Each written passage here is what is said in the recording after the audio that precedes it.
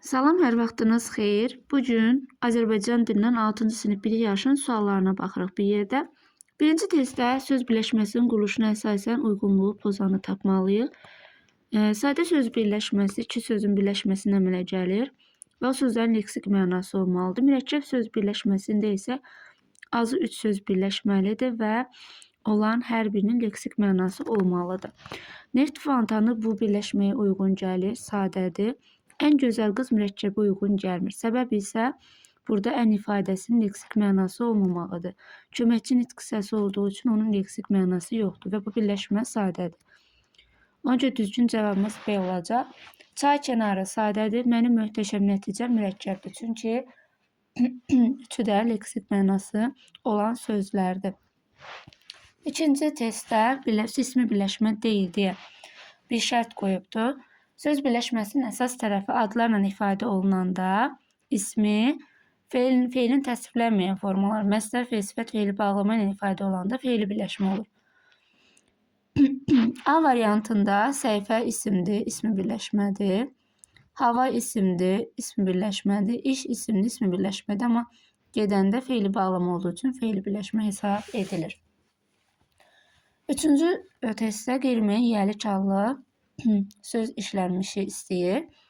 Yiyəli yan şəkilçisi ındır və bu əgər görünməzsə şəkilçi, o zaman qeyri-müəyyən olur. Görünərsə müəyyən, görünməzsə qeyri-müəyyən olur. A variantında ümumiyyətlə dar gün dostu var. Dar gün ifadəsi birinci növdür və bizim üçün müəyyən yiyəli çalma olması üçün ikinci tərəfdə mənsubiyyət olmalıdır. Burada elə birləşmə olmadığı üçün A variantını çıxırıq. B variantında Bakı şəhəri ismi birləşmədir və ikinci səhvdə fikir verirsinizsə mənsubiyyət şəkilçisi var I. Yəni bu Bakının şəhəridir. Ona görə cavab B variantı olacaq. C variantı ümumiyyətlə söz birləşməsi yoxdur, çıxırıq. D variantında isə mənim dostum birləşmədir, amma burada müəyyən yiyəli çaldı, şəkilçi görünür. Görünməməsi lazımdır. O da B variantında özünü göstərir. Dördüncü testə baxaq. Uyğunsuzluq istəyir. Səhv fikri. Görək hökmlərdən hansı səhv verilibdir. Sadə sözlərdə başlanğıc forma sözün kökü ilə üst-üstə düşür. Başlanğıc formaya leksik şəkilçi daxil olur, qrammatik daxil olmur. Və gəlin yoxlayaq görək hansı tip sözlərdə başlanğıc forma ilə kök üst-üstə düşə bilər. Baxın, həm kitab yazıram, həm kitablar yazıram. İkisi də sadə sözdür. Tərkibində leksik şəkilçi yoxdursa sadə söz hesab edilir. Və burada sözün kökü kitabdır, lar şəkilçi. Burada da eyni ilə. Hər ikisinə başlanğıc forma kitab anlayışıdır. Köklə üst-üstə düşür. Və qarşısına yazıb ki, yanlış fikirdir. Amma üst-üstə düşməsi gördüyümüz kimi mümkün haldır. Deməli, səhv fikirdir və bu A variantı olacaq cavab. Amma digər variantları da bir nəzərdən keçirək. Sözə birinci leksik qrammatik, sonra qrammatik şəkilçi artılar. Bəli, doğru fikirdir. Dilimizin qaydasına əsasən sözə birinci leksiki, daha sonra qrammatiki artırmalıyıq. Qarşısında doğru yazıldığı üçün doğrudur. Leksik şəkilçilər eyni sözün müxtəlif formalarını yaradır. Səhv fikirdir. Leksik şəkilçi yeni söz yaratmağa xidmət edir. Qrammatik şəkilçi sözün müxtəlif formalarını yarada bilər. Yanlış fikir olduğu üçün, qarşısında yanlış yazıldığı üçün doğrudur. Düzəltmə sözün tərkibində mütləq leksik şəkilçi olur. Bəli, doğru fikirdir. Düzəltmə sözün tərkibində mütləq leksik şəkilçi olmalıdır. Doğru da yazıldığı üçün doğrudur. Cavab A qaldı. 5-ci testdə enköklü sözlər yaranmaz deyir. Enköklü sözlər üçün tələblərimiz ondan ibarət ki, mütləq tərkibində leksik şəkilçi olmalıdır. Köklər eyni nitq səsi olmalıdır və aralarında məna bağı olmalıdır. Verilən şərtdə yağ ismi ilə bağlı elə bir ki, eyni köklü sözlər yaratmalıyıq. Və burada bizim tapma yolumuz ondan ibarətdir ki, şəkilçiləri başqa sözlərə artıraraq həmin şəkilçilərin funksiyasını müəyyənləşdirməyə çalışmalıyıq. Gəlin birinci L şəkilçisindən başlayaq. Məsələn, yazsaq bura yağlı.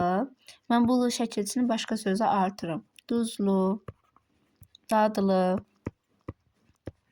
Fikir verirsə, duz və dad hər ikisi isimdir. Deməli, yağlı sözündə də L şəkilçisi adlara qoşulan şəkilçidir və burada yağ sözü isimdir. Eyni köklülük yaradar. B variantındakı şəkilçiyə diqqət edək. Yazıram məsələn, şəkilçidən istifadə edərək duzsuz, dadsız. Fikir versəz yenə duz, dad isimdir. Deməli bu da eyni köklülük yaradacaq ki, yağsız desəm yağ isminə qoşulmuş olacaq. Sonra la şəkilçisini yoxlayaq. Başlamaq. Daşlamaq da yazsam. Daşlamaq. Başla daş. Həçsi isimdir. Deməli bu da la şəkilçisi ismə qoşulur və yağ ismini qoşularaq yağlamaq sözünü yaratmışdır. Amma ışı yoxlasaq, məsələn, başqa bir sözü artırıb baxış, qaçış. Baxla qaç feildir. Deməli, burada yağış yaransa, yağ sözü də feil olacaq. Ona görə cavabımız D variantı olacaq ki, digər sözlərlə eyni köklülük yaratmamış olacaq. Keçək növbəti testə. 6-cı testdə bizdən mürəkkəb ad istəyir. Yox, mürəkkəb ad deyil deyə bir şərt qoyub bizə. Və mürəkkəb ad odur ki, iki sözün birləşməsindən azı yaranır və o anlayışlar xüsusi anlayışlar olur. Hər hansısa bir əraziyə, ölkəyə, universitetə, məkana, insana verilən adlar təxəllüslə və s. təşkil edir. Səməd Vurğun o anlayışlardandır, Cənubi Amerika o anlayışlardandır, Uzaq Şərq o anlayışlardandır. Amma məktəb həyatı xüsusi bir anlayış olmadığı üçün cavabımız A variantı olacaq.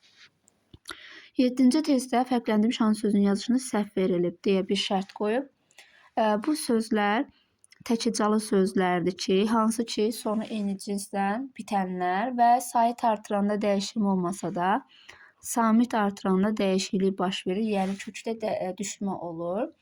Amma bunların istisnası var. His və kül sözləridir. Çünki bu sözlər özləri də belə deyək, özləri də yeni bir məna, təkicalıları yeni bir məna, belə deyək də, tərkibində bir s, birli olanlar başqa bir məna ifadə edir. 2 s, ikili olanlar başqa bir məna ifadə edir. Ona görə də biz bu anlayışlarda mütləq şəkildə diqqətli olmalıyıq. Bunlarda düşmə baş verməyəcək. Sayit də artıranda, samit də artıranda. Bunları çıxmaq şərti ilə digərlərində dəyişiklik olur. Gəlin görək indi hansı variantda bizim deyilən şərti pozan bir hal baş veribdir. Fən sözü sonu incis qoşu samitlə bitən təkicalı sözdür və gördüyünüz kimi samit artırdığı üçün n-nı birin salıbdır, doğrudur. B variantını saxlayıram, C variantına baxaq, kül sözü. Burada bir l-la olan kül ifadəsi yanmış bir şeyin qalığı nəzərdə tutulur və orada bir l-nın yazılması doğrudur. 2 l-la yazılan külliyyat deməkdir. 1 l-la yazılan yanmış bir şeyin qalığıdır. Və orada kağızın qalığından söhbət getdiyi üçün doğru veribdir. D variantında isə 2 t-la yazılır, saytda gəldiyi üçün olduğu kimi saxlanılır. Amma B variantına diqqət eləsəz, söhbət bu hissdən gedir, duyğudan. Bir hissi-la yazılan hiss ifadəsi isə, məsələn, müəyyən bir əşyanın altına çox xod qoyanda qazan deyək, çaydan deyək və s. Həmin əşyanın altında qaralma baş verir və bu hissdir. Əlimizi onun altına çəksək görürük ki, qaraltı əmələ gəlir əlimizdə. O hissdir bir s-la yazılanda. Amma 2 s-la yazılan duyğu deməkdir. Və burada duyğudan danışdığı halda bir s-la olan ifadəni veribdir. Ona görə səhv olacaqdır. Cavab B olmalıdır. 8-ci testi keçid eləyək. Sözün tələffüzü doğru verilibdir. Açıqlamaq sözündə q, x-ya keçməlidir samit gəldiyi üçün. Biboğlu da burada i düşməlidir. Mürəkkəb sözlərin tərkibində bu cür ifadələrin birincisi düşür, ikincisi qalır. Evdarlıq sözündə l, r-ya keçməlidir. R kimi tələffüz edilməlidir. Güvənmək sözü isə doğru halda tələffüz edilib. Ç, x, ştrixə, n isə m-ya keçibdir. Öncə cavab D olacaq. 9-da bizdən x-nı tələb eləyir tələffüzdə və görək hansında uyğunsuzluq, yəni səhv var. Gəlin bir yerdə nəzər yetirək. Deməli, uşaqda x olacaq, sözün sonu gələndə x olur. Burada q-ya keçəcək. Çünki sait gəlibdir özündən sonra, sait gələndə q-dır. Burada samit gəldiyi üçün x olacaq. Burada isə alınma olduğu üçün k səsini verəcək. Deməli, uyğun gəlməyənlər 2 və 4-dür. Cavabımız C variantı olacaq. 10-cu testdə səs uzanması olan sözləri seçməyi istəyir bizdən.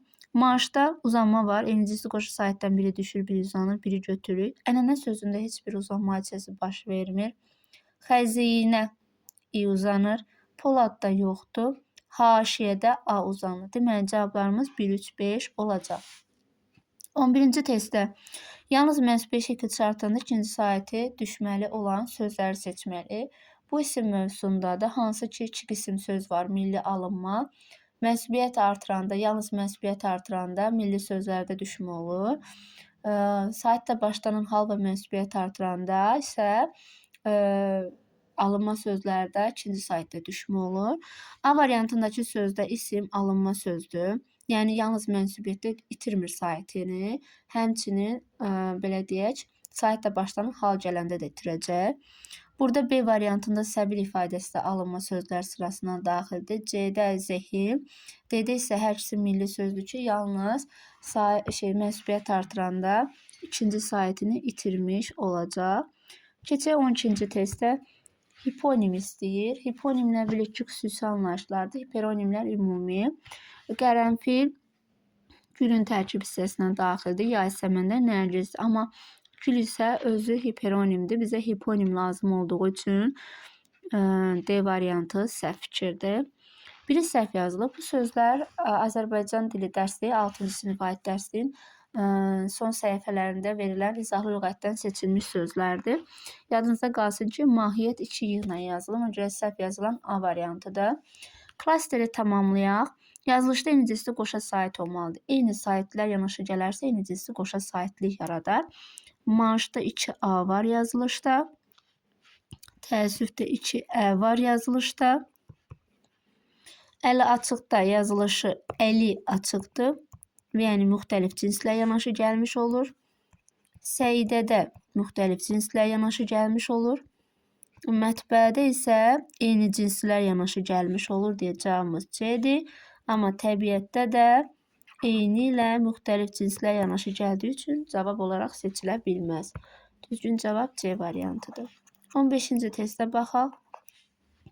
15-ci testdə mürəkkəb sözlərin yazılışını nəzərə alaraq uyğunluğu, yəni doğrunu seçməliyik. Video kamera bitişik yazılır, qarşısından doğru yazılıb yanlışdır. Baxa-baxa defslə yazılır, amma qarşısında yanlış yazıldığı üçün yanlışdır. Qeyri-bərabər defslə yazılır, amma qarşısında doğru yazıldığı üçün yanlışdır. Rəngarəng A bitişdiricisi ilə olan sözlər isə bitişik yazılmalı olduğu halda burada defslə yazılıb, qarşısında da yanlış yazıldığı üçün doğrudur. Ona görə cavab D variantıdır. Keçək mətnə. Mətndə Roma rəqəmləri ilə verilmiş hansı abzasda mətn əlaqəsi olmayan cümlə verilib deyir. Baxırıq, mətn əlaqəsi olmayan cümlə tapmaq üçün belə düşünün ki, iki nəfərin dialoqunda üçüncü şəxs tamamilə aidiyyəti olmayan bir cümlə işlədir və onların danışdığı mövzunun məğzini pozmuş olur. Bu da eyni ilə onun kimi bir şeydir. Yəni abzasa aid olmayan bir cümlə işlənmiş olacaq. Birinci abzasda bir dənə cümlə var, ona görə uyğunluq pozula bilməz.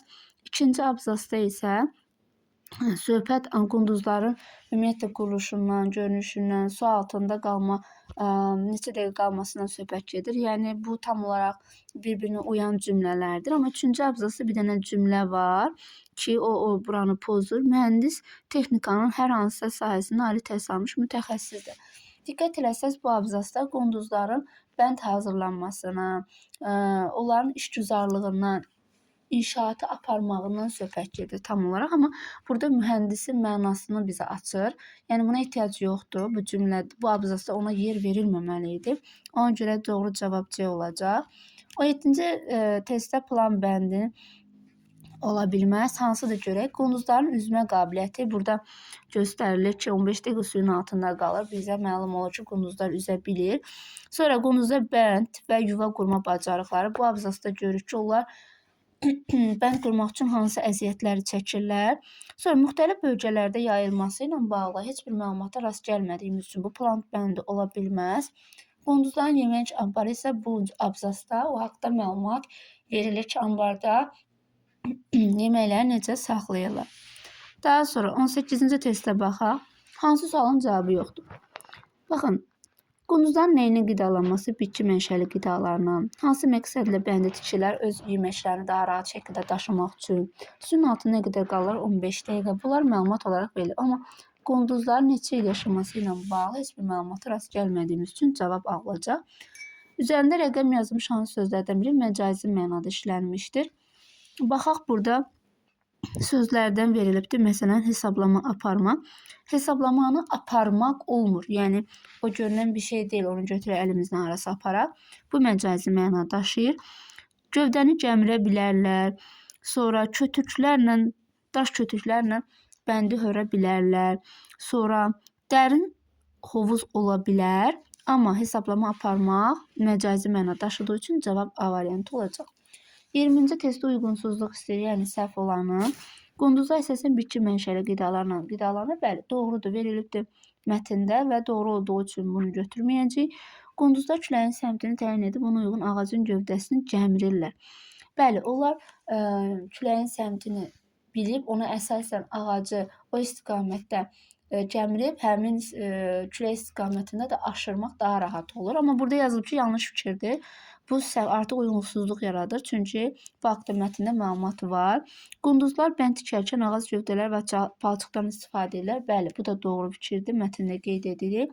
Anbarların su sızdığı üçün qidalar tez xarab olur. Əksinə, onların anbarlarına su sızmadığı üçün qidaları uzun müddət saxlaya bilirlər və qarşısına da yanlış yazıldığı üçün, yəni səhv deyil, düzgün cavabımız B variantı olacaq. Bu qədər.